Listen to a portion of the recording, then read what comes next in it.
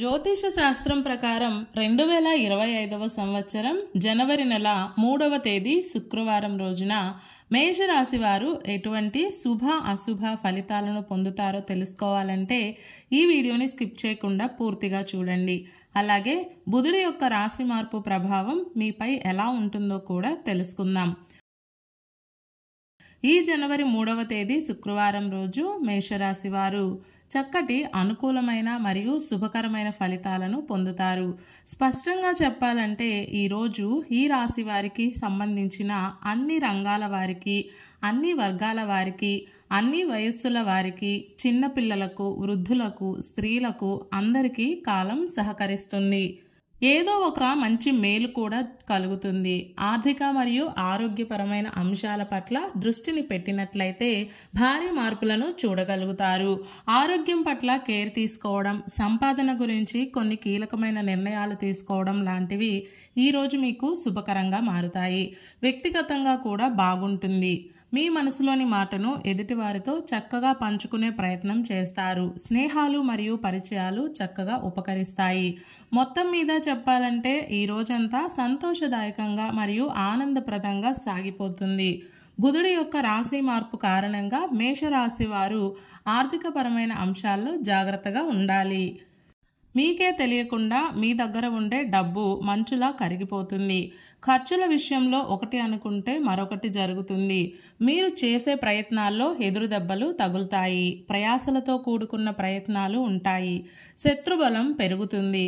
ఆలోచన విధానంలో నెగిటివిటీ బాగా పెరుగుతుంది. అవగాహన రాహిత్యానికి చోటు ఇవ్వకండి. వృత్తి, ఉద్యోగ మరియు వ్యాపారాల పరంగా నిదానంగా ముందుకు వెళ్ళడం మంచిది.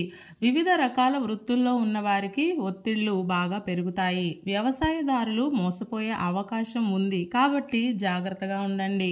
విద్యార్థులకు కాలం అనుకూలంగా ఉంది. మనసుకు నచ్చిన సంఘటనలు చోటు చేసుకుంటాయి. ఆరోగ్యపరమైన ఇబ్బందులు మధ్య మధ్యలో మేమున్నాం అన్నట్లుగా పలకరిస్తాయి. ఈ ఫలితాలు మీకు జనవరి 24 లోపు తారసపడతాయి.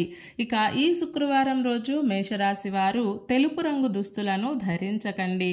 ఆదిత్య హృదయ స్తోత్రాన్ని పారాయణం చేయండి.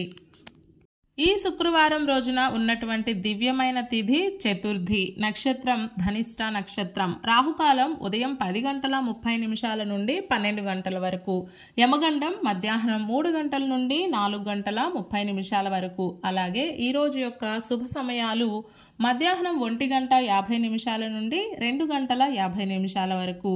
ఈ రోజు యొక్క పంచాంగం ప్రకారం రోజువారీ సాధారణ కార్యక్రమాలకు మాత్రమే కాలం అనుకూలంగా ఉంది.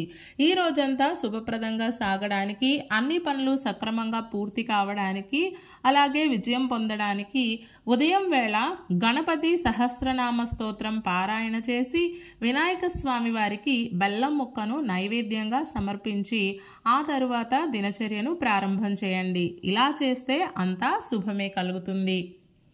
ఈ శుక్రవారం రోజు చతుర్థి గడియలు వచ్చాయి కాబట్టి మనమంతా వినాయక స్వామి వారికి యథాశక్తిగా ఆరాధన చేయాలి. బ్రాహ్మణులకు మీ యథాశక్తి దక్షిణ తాంబూలం ఇచ్చి మీకు తోచినంత ధనం దానం చేయాలి. ఇలా చేస్తే మీ సిరి సంపదలు పెరుగుతాయి.